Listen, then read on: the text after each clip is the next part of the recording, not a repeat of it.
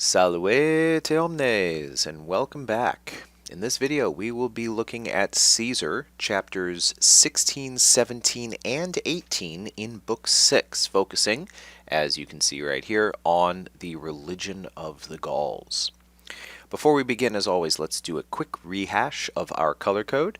Words indicated in red are subjects, anything indicated in green is a verb, and words showing up in blue are our direct objects. Also, anything indicated in boldface type is the main clause or thought of the sentence, and anything indicated in not boldface type is somehow subordinate to that.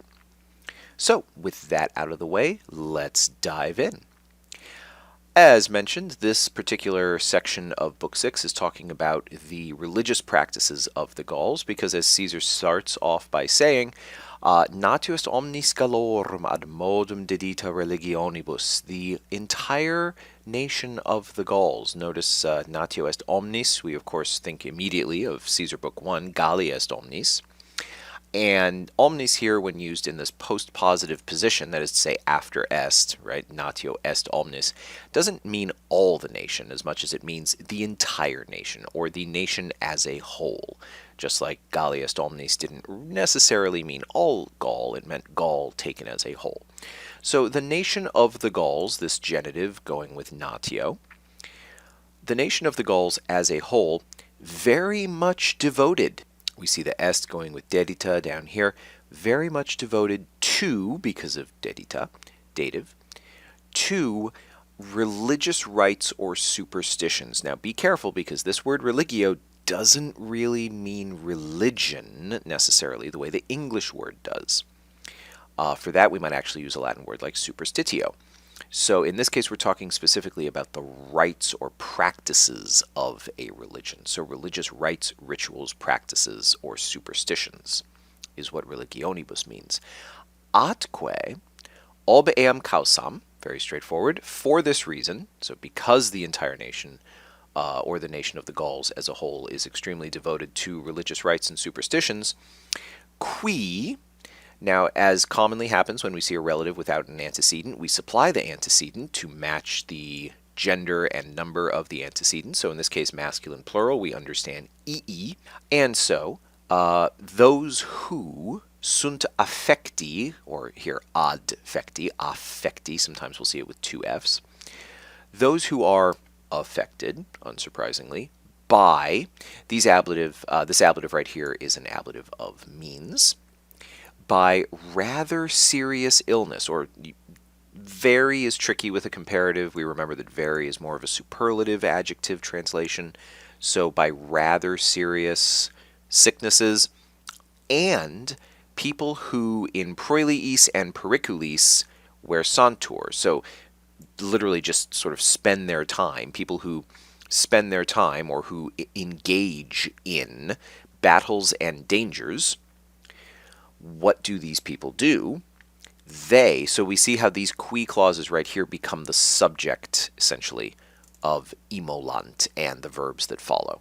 So let's have a scroll down here and see what else we're talking about. So there's vovent and utuntur and so on and so forth. The subjects are these qui clauses, or more specifically the implied antecedent ae, or ee if you like. What do these people do, whether they be sick or whether they be the sort of person to spend their life in battle and other types of danger? Well, they immolant homines. Yes, indeed. They sacrifice men. All right, immolant, obviously we get the English word immolate, which is not dissimilar in meaning, but typically when translating immolant out of Latin, we're going to say offer as a sacrifice. They offer humans as a sacrifice, pro victimis. Now, pro in this context is used to mean in the place of, or instead of, and victimis is ablative because of pro, prepositional phrase. So they offer up humans as sacrifices in place of victims, or as victims, we might say, in place of the normal sorts of offerings you would put up, which would be animals, of course, or other such things. Or, right, so we see how there's out, right, and then a que down here. So the out, what do? They either offer up people as sacrifices, or they vowent. They swear a vow, literally, if you like, vowent, that, so we see that this is the indirect speech off of the woent. What are they swearing? That they, accusative plural subject, immolaturos, and of course we understand the esse is missing to make a future active infinitive. They say that they will offer up, we understand this part right here, homines pro victimis, they will offer up people as a sacrifice. And we see that this goes on for quite a while. And they, still the people who are preparing to make these sacrifices, they utuntur druidibus administris. Now, they use the druids as, we would say, officials, right? Because we remember when we talked about the druids, only the druids are allowed to administer sacrifices, whether public or private. So unsurprisingly, the people who are going to make sacrifices, even human sacrifices, will use druids as the priests, right, as the overseers, as the officiators for, we wouldn't say to, for such sacrifices. We will notice that, of course, administris druidibus is ablative. Why? Because utuntur, the verb utor, wants an ablative object. Because, now this is why are they offering up human sacrifices? Why would they do this? This is a barbaric practice. Well, aside from the fact that they're barbarians, well, Caesar tells us it is because they think. So that's the basic structure here, and then we see that Caesar explains the rest in the middle. Because they think, and then if we're going to read it, Arbitranter wants to take us into indirect speech, so we can start here. They think that the numen deorum immortalium, the spirit of the immortal gods, non posse placari, cannot be, we see this passive infinitive here, placari, cannot be placated. And then this idea of non posse placari jumps us to nisi. So we need to read the nisi first, even though we see this lovely chiastic arrangement here of pro vita hominis, nisi hominis vita redatur. But the nisi is where we would start as English speakers, as we are translating. The spirit of the immortal gods cannot be placated unless for the life of a man, ablative, because of the prepositional phrase, the life of a man is offered up or is given back. So you cannot save a man's life unless you give a man's life. And then we see that after all of that, they have sacrifices instituted, something like that. So they have, we would say something perhaps like established sacrifices, long-standing sacrificial practices. Eustem generis of this sort, eustem generis going with instituta sacrificia, and then publicae, the adverb, they have publicly or formally established sacrifices of this sort. So this isn't just some arbitrary thing that people do. This is a normal part of the sacrificial practices of the Gauls. Okay, continuing on, more about the human sacrifices. Alii, some people, remember alii can mean some or others, but you can't necessarily have others unless you have some, so we're going to start with some. Some people, masculine, right? Some people habent simulacra immani magnitudine. They have statues of, we would say, even though this is an ablative of description, of massive size or huge size. That would be the simulacra, of course. Whose, also talking about the simulacra as the antecedent. Whose, now this is, it makes sense to read it left to right, but we need to remember that these are the objects, contexta membra specifically is the object of complent, whose limbs, right, membra, and then along the way we learn that the limbs are woven from vines, or really we would say wicker is really what we're talking about here with wicker, okay, woven from wicker. They fill those limbs of the statue that are woven of wicker, they fill them with living men, quibus. Now, this is Caesar, so we understand that the quibus is really his, and it's referring to something that we were just talking about. And you might be tempted to think that it's the vivis hominibus, but that's not actually it. It's actually the simulacra. Okay, why is it the simulacra and not the vivis hominibus that we were just talking about? Well, because the vivis hominibus is in a subordinate clause, and as we see in a second here, we're going to be lighting not the people on fire, but the statues on fire. Okay, it's actually somewhat difficult to light a human being on fire. It's much easier to light wicker on fire, or branches and things like that, right? Plant life. So that's why it's the simulacra that we're talking about in this ablative absolute, quibus sucensis. Once these things, that would be the simulacra, have been lit on fire, then we see the people burn. You see, the men surrounded by flame they die, they perish. Okay, are exterminated, they lose their spirit, they die.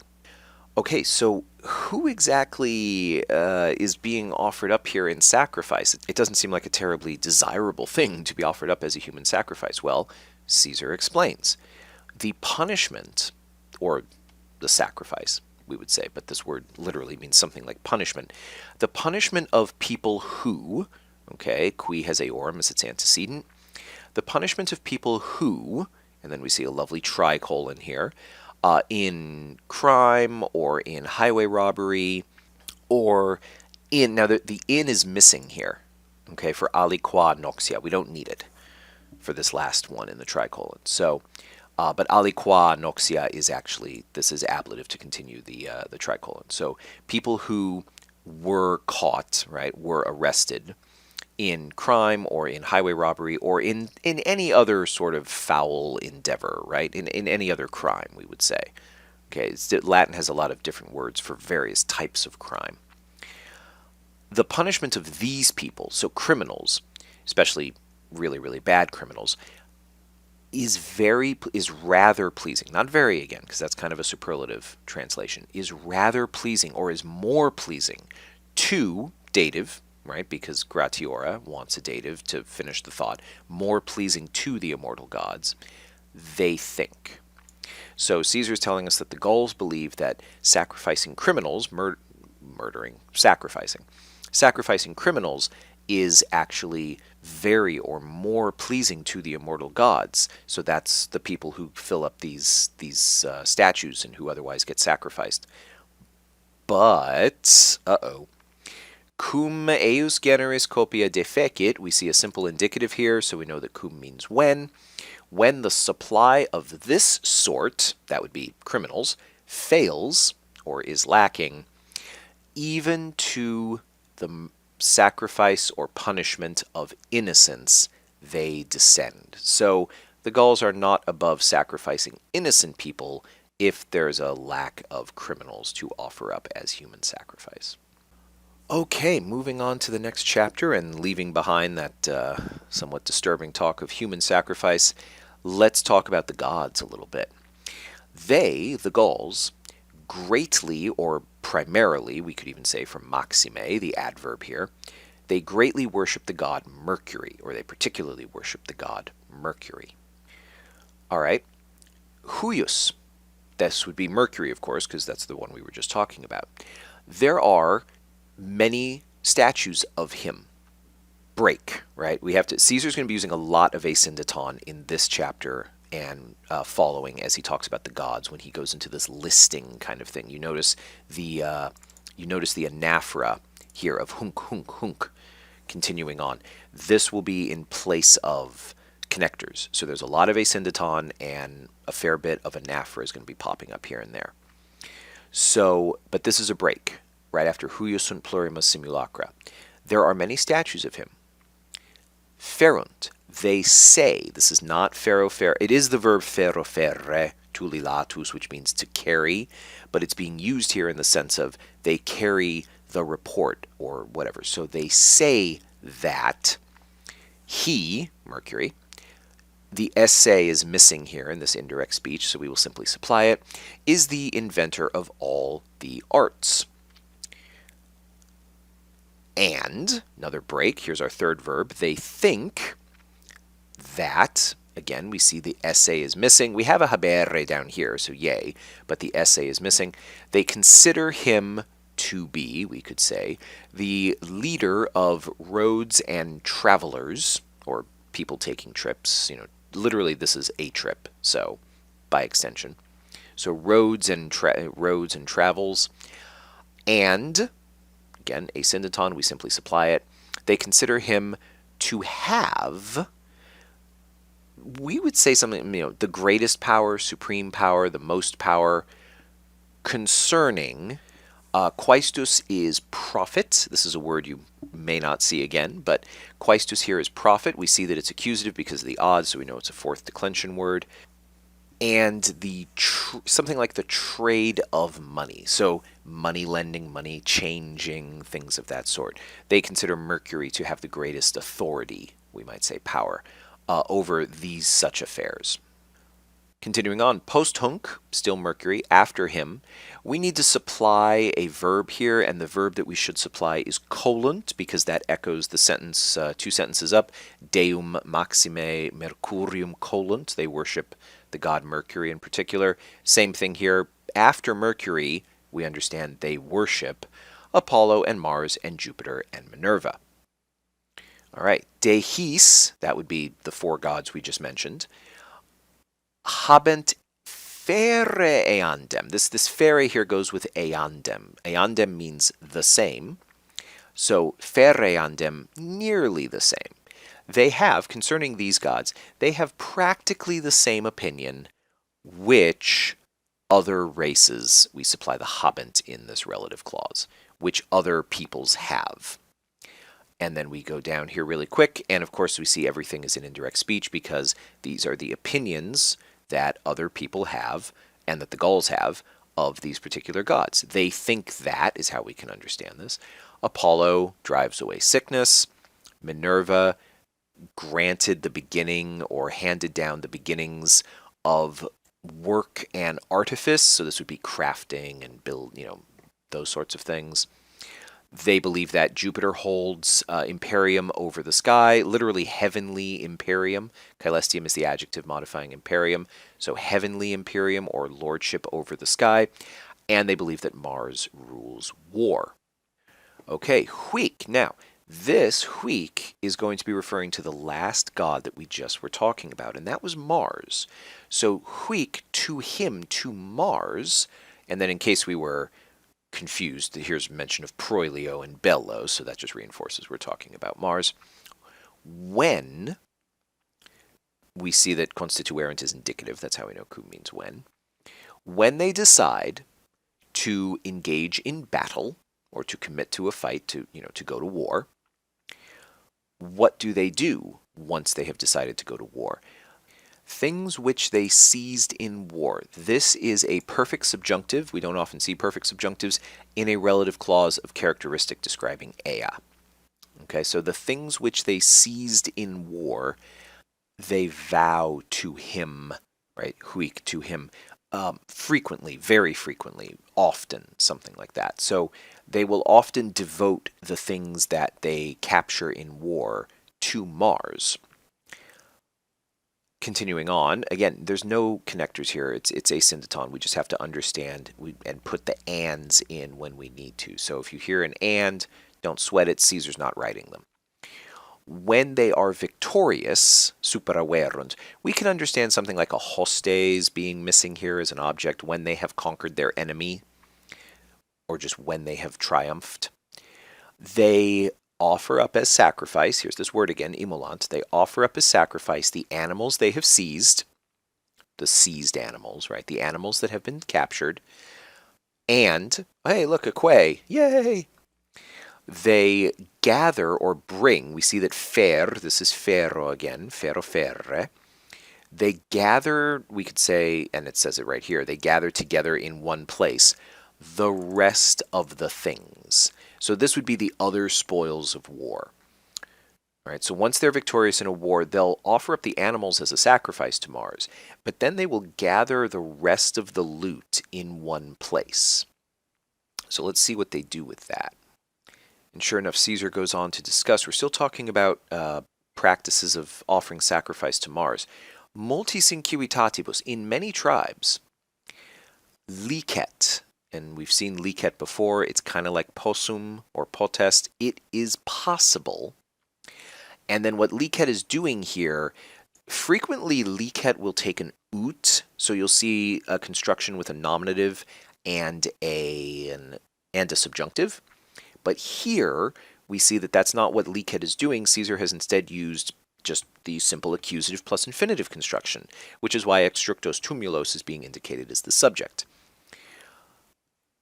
So we could say, we want to say it is possible to see, but that's not how Caesar's doing it. Instead, it is possible that, or for, mounds, that's a tumulos, mounds built of these things, so constructed out of the spoils of war, to be seen, passive infinitive, to be seen in sacred spots, or consecrated, so, chosen, delineated spots.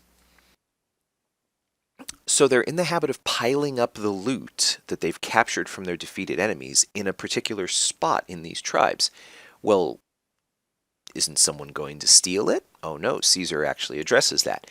Neque saepe accidit. It does not often happen.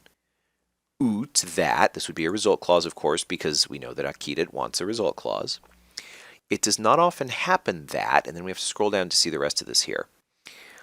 That, because we see what Caesar's doing, he's being very artful here in his writing. So let's look at this just a second before we translate it. Neglecta religione go together. These two words go together and are an ablative absolute. Quispiam, which is an older form of quisque, is inserted in between the two words of the ablative absolute, but it is the subject of auderet, which then takes these two complementary infinitives, occultare and tollere, which have objects. All right, and we see that these objects are neuter plural, referring collectively to the things, the loot that has been piled in a mound, in a sacred spot in the tribe. Okay, so it does not often occur that anyone at all with his something like with his religious observance being ignored.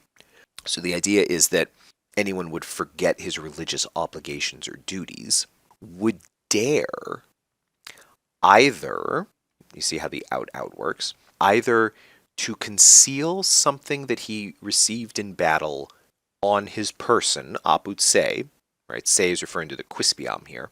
So it does not often happen that anyone dares to hide something captured in war on his person, so to make off with it, nor does it happen that anyone would dare to take something that had been placed, we could understand, in the mound, in the pile. So Caesar says that it doesn't often happen that anyone either tries to keep some loot for himself or tries to steal from the mound, but when it does, oh my, but when it does, it has been laid down. The most severe punishment has been laid down, or has been established, we could say, has been set up for this thing. Ae re. What is the ae re referring to? It's referring to somebody who might do one of these things. Try to keep something for himself, or try to steal something once it's been placed in the sacred pile. So the most severe punishment for this thing, this ae re is dative, all right, just a dative singular. The most severe punishment for this thing has been established. That is to say, a punishment with torture. All right, so the person is killed, okay, but only after torture. All right, cruciatu, of course, is crucifixion. That's where the word comes from, cruciatus, but it's used generally in Latin to refer to any kind of torment or torture. So a punishment, the person is killed after being tortured.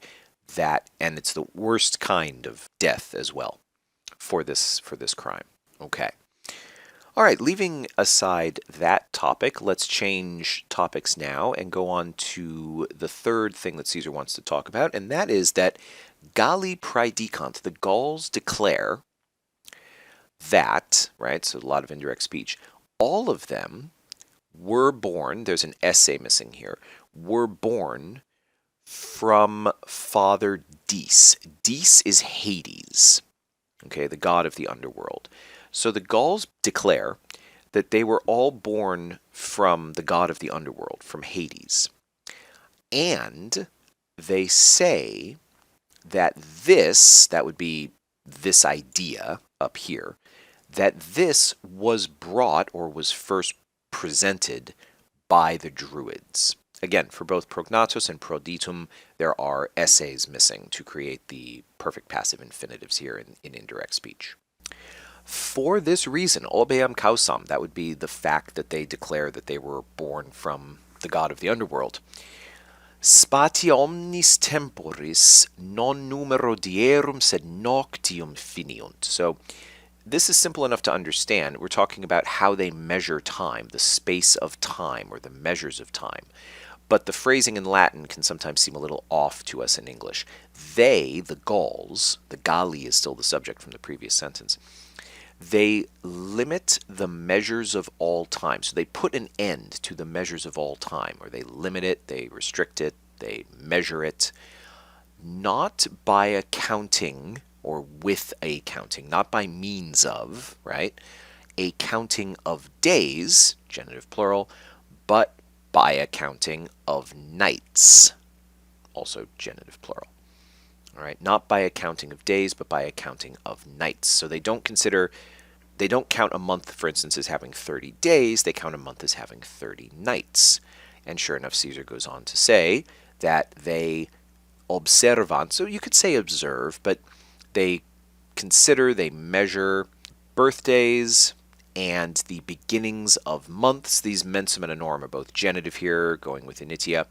The beginnings of months and the beginnings of years, they measure them, or they consider them, in such a way, seek ut, that. So the seek, as we can see, is leading us into ut, which is a result clause, that the day follows the night. Okay, subsequatur is just subjunctive because of the ut, the result clause. So they consider that day follows night, instead of the way we do it, night following day. Okay, talking now about the other customs, we might say, institutions, the other customs of life, genitive, vitae with institutis, they differunt ferre ab reliquis. They differ a bit, they nearly differ. They differ a bit from the rest, all right, ab reliquis, okay. Hoc, this is an ablative of respect. With respect to this thing, and then the hoc leads us to the quod. With respect to this thing, because, okay, so that's why this hoc is ablative and not accusative, for instance, or anything like that. So in the other customs of life, or in the other habits of life, they differ a bit from everyone else in this way, because, and then let's scroll down so we can see a little more of what's going on here, because, now this first part is governed by non patiuntur, and then so it might be easier if we read kind of backwards or start down here and then go back, because they do not permit their children, suos liberos, unless when they are old enough. Okay, so the nisi goes directly into a cum clause, which is when, because adoloverunt is indicative, unless when they have become old enough, right? Literally, you can see adolescent, right? Adolescens in the root there. So the idea is they have reached the age that they are able to endure the obligations of military service. Okay, so we're talking about kids who need to be at least old enough to serve in the military. So we're talking about 16-ish, something like that, maybe 18-ish. Unless this is the case, they do not permit their children to go forth openly to them. So the idea is they don't permit their children to go out with them in public, right? Palam, openly, this adverb. And ad se is just referring back to the subject of patiuntur, they, the Gauls. Okay, the Gauls do not permit this. They do not permit their kids to go out with them in public unless they're old enough to serve in the military. And, scroll down here for the last little bit, and ducunt turpe. Okay, now this use of ducunt, just like we saw ferunt not too long ago, ferunt being used as they say, not they carry. Same thing here with ducunt. This is not the use of duco ducere that means to lead. This is the use of duco ducere that means to think or consider. We have seen this before in Caesar. They consider this terpe here is not an adverb modifying ducunt. It's actually a neuter singular modifying with an essay that's just understood, modifying this whole statement right here. They consider something to be shameful. What do they consider to be shameful? They consider all of this to be shameful. Specifically that. So you see again, Caesar's using just the standard accusative infinitive construction to fill out what is shameful. They consider it to be shameful, we might in English say for, a son. Puerile aetate is an ablative of quality. So we would say something like, in the age of boyhood. All right, so as a boy, not as a young man, as a boy. They consider a son who is still a young, right, as a boy in the age of boyhood, to stand in public, or to be basically, but we see that it's ad sistere, so to stand, to be present, to stand in public in sight of his father. Again, this goes back to the idea up above. They don't allow their kids out in public with them until they are old enough to serve in the military. And they consider a son who is still a boy being present in public in, where his father can see him, in sight of his father, to be a shameful thing. Okay, so presumably wandering around your average Gallic town, you would probably only see men. All right, you certainly, there's no mention of women, but you certainly would not see children out in public in Gallic society. All right, and with that, we have come to the end of chapter 18. Caesar covered a lot of ground there, a lot of different topics, going quickly back and forth to a variety of things. Hopefully it was interesting, and in the next video, we will go through the final 2 chapters of Caesar talking about Gallic society and Gallic customs. So, maximus gratias for sticking to the end, et valete.